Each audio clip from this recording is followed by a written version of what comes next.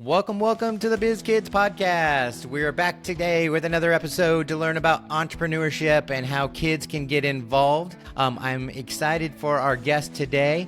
It's Lawrence C. Harris. He's a 19-year-old young man that has his own business as a personal coach and a motivational speaker. So we're going to learn a lot from him. He has already been out there making money. He just did a conference this weekend and is out there inspiring the next generation of entrepreneurs and kids and giving them the tips and tricks on how to be successful. So, Lawrence, why don't you tell us in 60 seconds who you are and what you do? Well, let's pull out my phone timer just to show you guys exactly how long this truly takes me. Okay, there we go. Well, my name's Lawrence Harris. I'm a youth empowerment speaker. I specialize in helping teens and young adults overcome limiting beliefs, build resilience, and create self-love in order to create a lasting positive transformation in their life. 14-4. 14, there you go. So as we always tell the kids, you have to know your pitch. If you never know who you're going to run into or be able to tell them about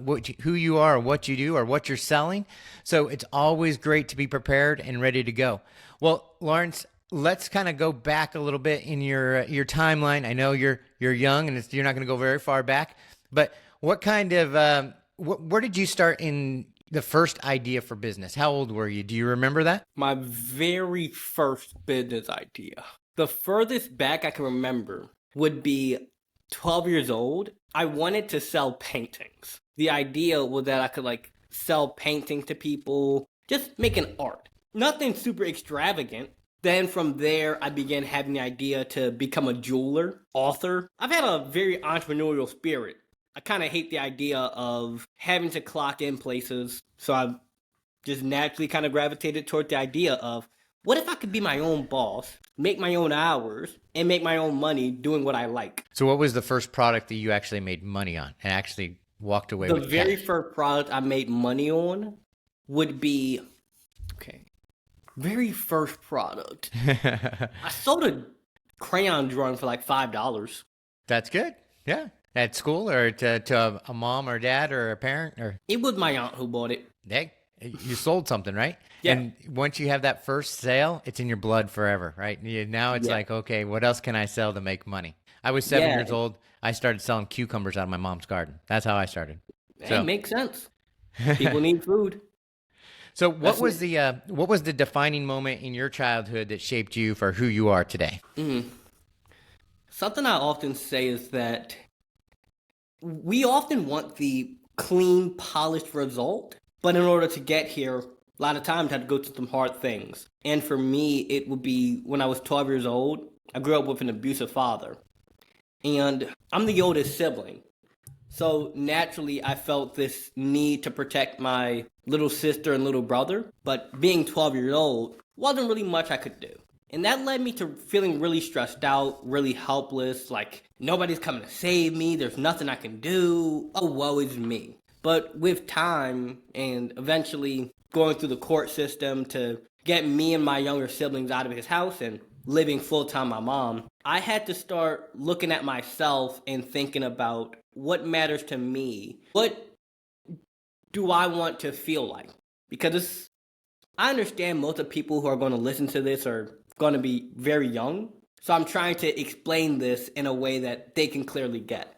I just always felt really stressed out and like I could do nothing about my life. But through things such as therapy and journaling and exercise and just finding anything to feel better, it helped me to realize that I can do something in this world, that I do matter, that I'm worthy of being here. So I got on YouTube and started making videos trying to inspire people and help them and teach them what I knew. And then over time, it grew little by little into now it's my career.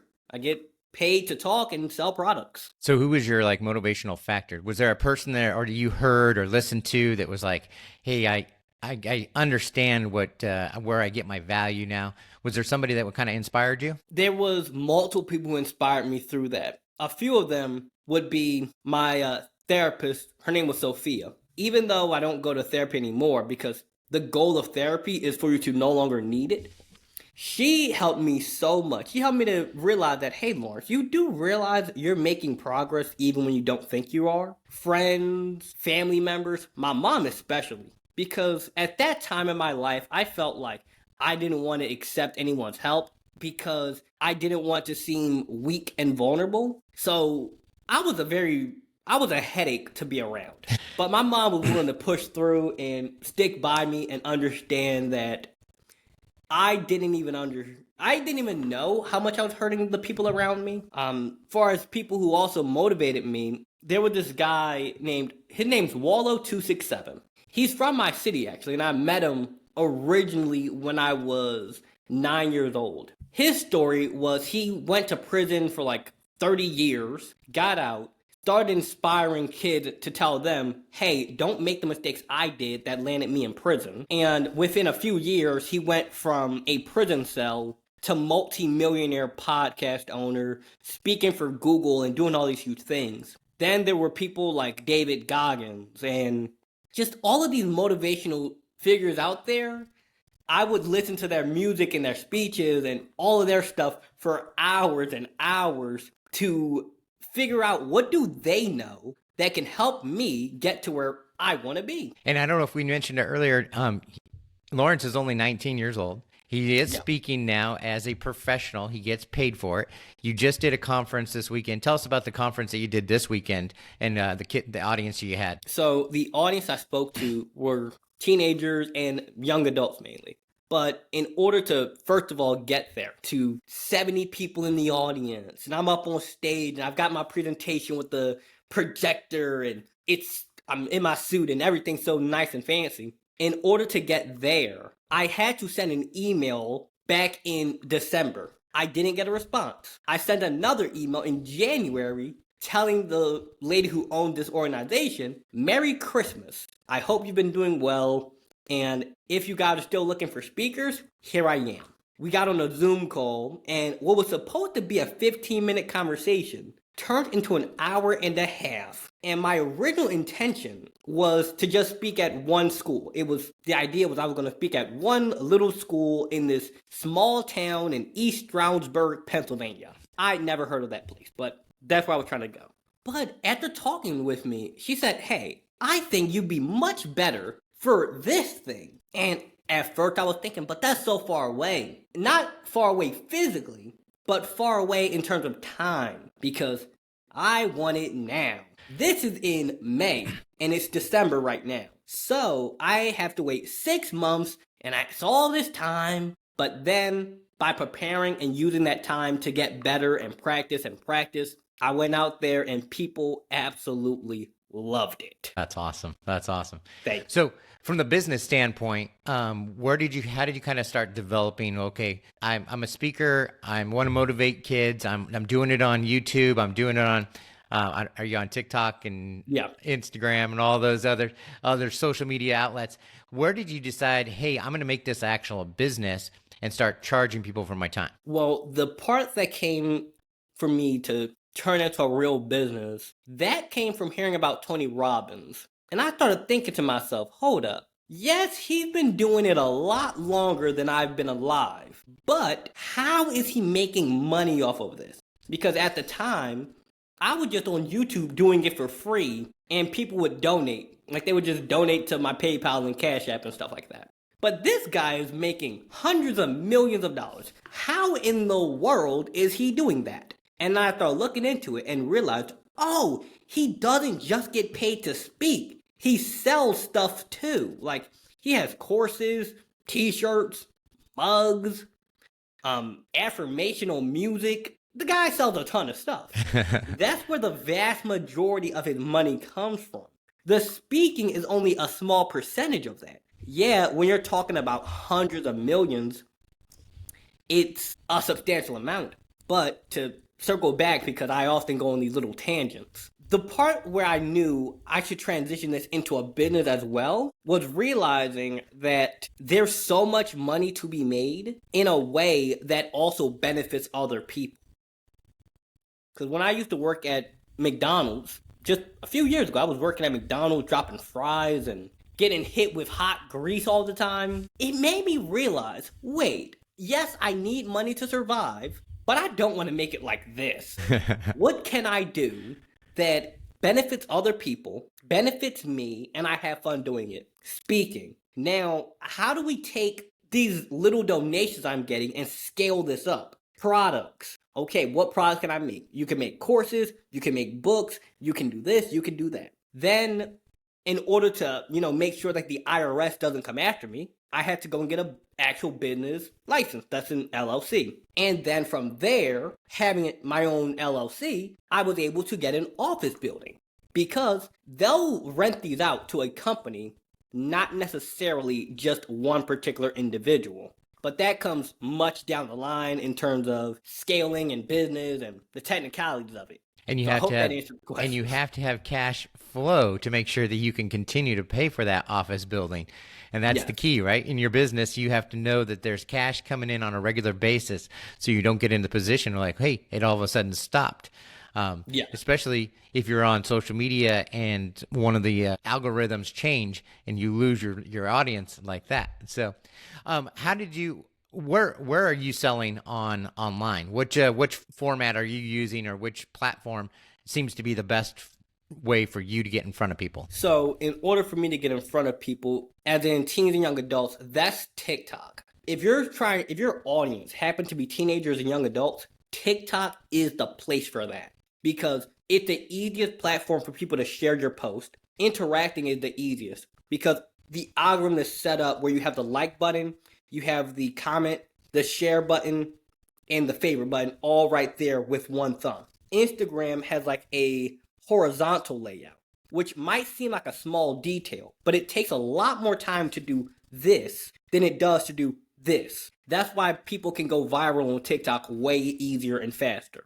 And I've had that happen. Then, in terms of making money off of it, TikTok also has been the biggest generator in terms of product sales because I get in front of the most people. Instagram is where you want to be slightly more professional, but still appealing to young people. Now, if you're happening to try and do something very professional, LinkedIn. LinkedIn is where the CEOs and the executives hang out and you can directly message them there. Email, in terms of getting on podcasts. The way I got on this podcast, well, I had a connection that connected me and you. But that came about from an email. So in terms of getting in front of people and selling your product, me specifically, TikTok works the best for me there. But for the people listening to this, understand your customer demographic. Where does your customer hang out? What things are they interested in? What would make them want to pick your product over the other person's product? So that question is a bit more nuanced in public speaking compared to if you were selling a painting. So I run across a lot of kids that when they do our program, they sell a lot of products. So usually it's paintings, jewelry, lemonade, cookies, all that kind of stuff, just to kind of get an idea of what it is to be in business. We haven't really dived into getting online yet and how to do that, because a lot of parents are still controlling that they don't want their kids online because there's a lot of predators out there. So what advice would you give kids that are kind of scared to, like, oh, people are going to laugh at me if I try this. I don't know if I should do it. What would you tell them? I would say I get laughed at all the time. Think of any person that you look up to. Maybe you could use examples like Kobe Bryant, Michelle Obama, Tony Robbins, Arnold Schwarzenegger, whoever you look up to. The more people that happen to see them, celebrities and musicians and artists, the more people who also happen to laugh at them. It comes with the territory. So whenever I feel nervous about putting up this post because what if somebody's going to say something? What if this? What if that? I remind myself that if you do, people will laugh. If you don't, people will also laugh because you didn't do it. So the only way for people to find out how great you are at whatever you do is for you to take the chance that someone's going to laugh. And more often than not, the people who are trying to make fun of you and laugh, they're not trying to do what you're trying to do. So just remind yourself that you only get one life. And when you're 85 years old, this is something I think about.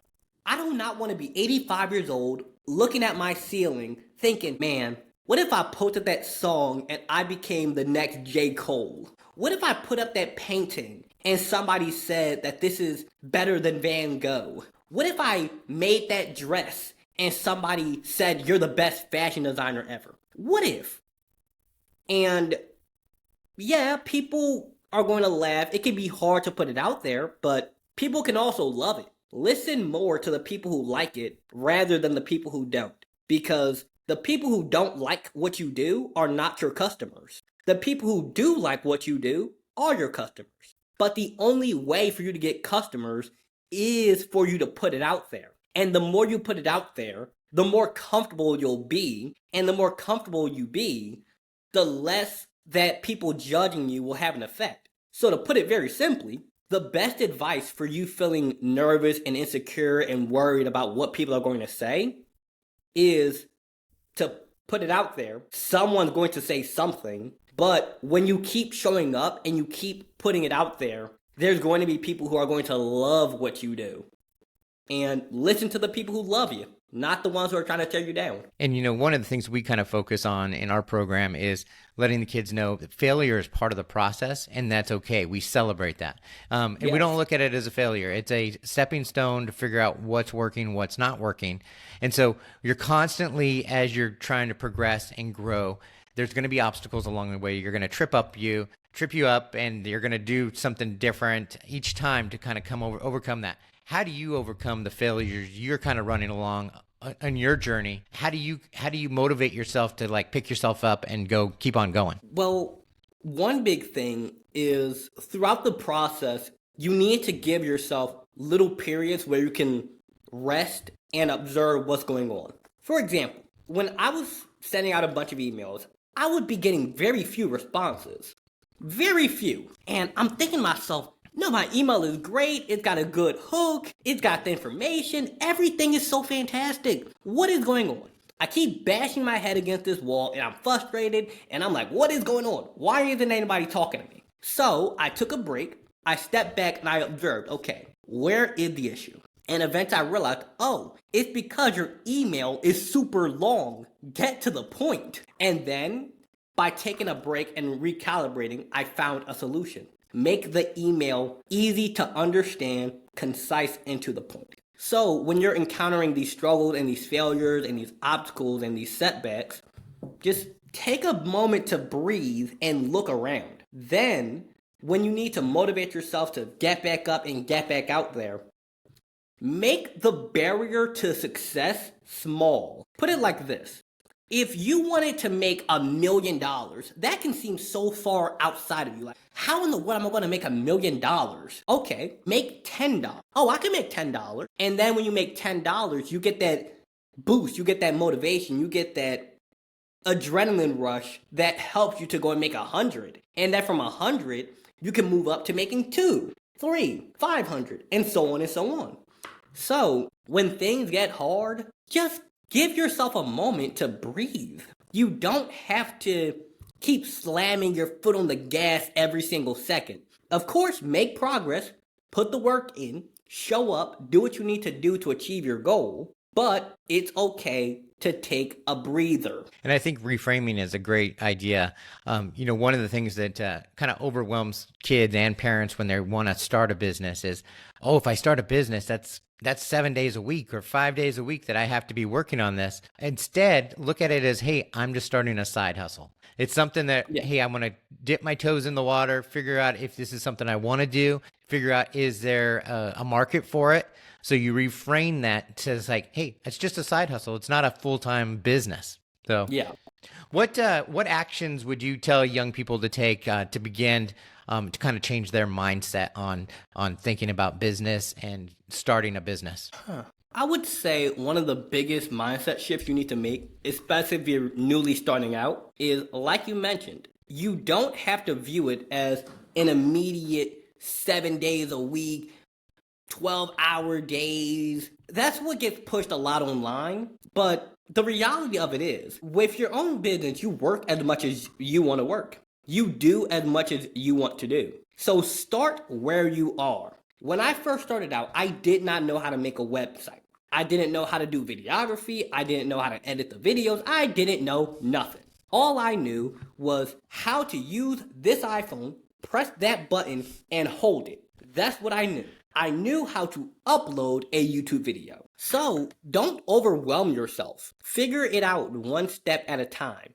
Once you figure out how to record a video, then you figure out how to edit a video. Then you figure out how to upload the video. And the point I'm getting at is often when young people are getting into business, understandably, they have this idea of, I'm going to work 12-hour days and I'm going to work 7 days a week and I'm going to do this and I'm going to do that and I'm going to work like this influencer I saw online.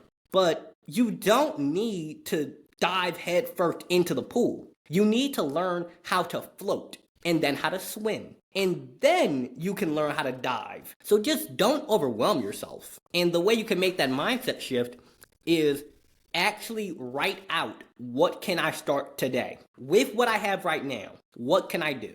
I do not have $1 million in the bank, so I'm now going to go and buy a building. What can I do right now? I can read a book. I can watch a podcast on it. I can Google how to start my art business on Instagram, how to sell paintings at my school, and boiling it down to these little bite-sized pieces that you can learn step by step by step. Excellent advice. And where, if kids and families want to kind of connect with you online and hear more of your stuff, I know you're all over YouTube. How do they find you online and kind of follow you and kind of see your journey as you've been moving along? Well, you can also go to my Instagram, TikTok, YouTube. All of them are Lawrence C. Empowers. Or you can just look up Lawrence C. Harris, and the entire first 3 pages of Google is just me. That's great. See, that's great way to get your SEO up there. You create your name, make it different than everybody else's. Yes. And you get that SEO jump where when somebody Googles you, you're at the top. And so that's awesome. But yes, I also saw one of your videos that you said you were doing in the beginning 3 videos a day to get out there and get your name all over the YouTube. Still do. Say that again. Yes, and I still do.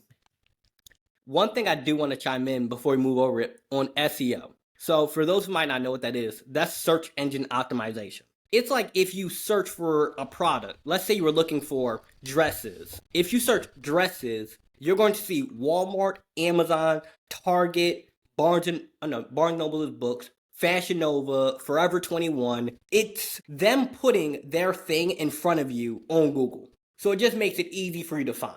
Well, if you want to get involved with Biz Kidz and get your kids learning about business, you can follow us at bizkidsusa.org. And if you want to follow Lawrence, definitely Lawrence C. Harris, and we'll have all his information in our show notes. Lawrence, thank you for being here today to kind of help us get our mind wrapped around how to start a business as a kid. And congratulations on your success as 19 years old. Out there doing motivational speaking. I know me as a 19-year-old, I wasn't even thinking of like, what is motivational speaking? I was just trying to figure out who I wanted to date next and try to, and all the things young boys do. And actually, I think I joined the military at that time too. So, but thank you for being here. What's one last advice for parents that you would give to say, hey, you should get your kids involved in starting a business? I would say that, now, firstly, although I am not a parent, this advice is going to be very applicable. Understand that the generation and business setup and employment that is happening now is much different than what was happening 20, 30 years ago. So business is the best option for kids to get into and learn about young, or at the minimum, have skills related to a business. Because we're now living in a generation of AI resume readers. If your resume doesn't have these exact things, the AI just throws it out and the employer doesn't even know you applied. So getting your kids into business young, even if their idea sounds a bit delusional, even if the idea is, your 5-year-old says, I'm going to make $1 million selling water bottles. It sounds a little delusional, but encourage them to do it. Because now, have you seen the ads for Charity Water? So Charity Water is a company that was started by the idea of just giving water to people in Africa. That was the idea.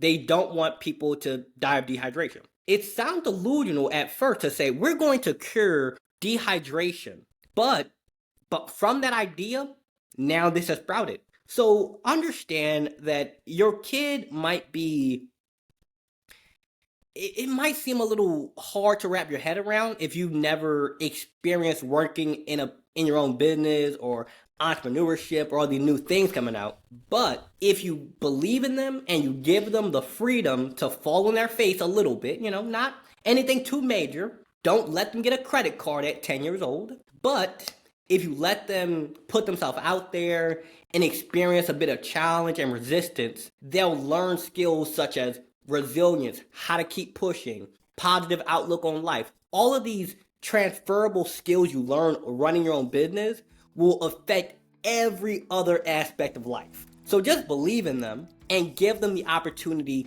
to try. And don't be a helicopter parent. Let them fail, let them fall, let them figure it out on their own. That's the best thing you can do for your kids, is give them the opportunity to make the mistakes so they can learn from them. We all learn from our mistakes. Yeah. Thank you, Lawrence, for being here. Thank you for joining us at the Biz Kidz Podcast. We'll see you next time with another guest on entrepreneurship and business, and we'll definitely see you next time. Thanks a lot for being here. Have a great day.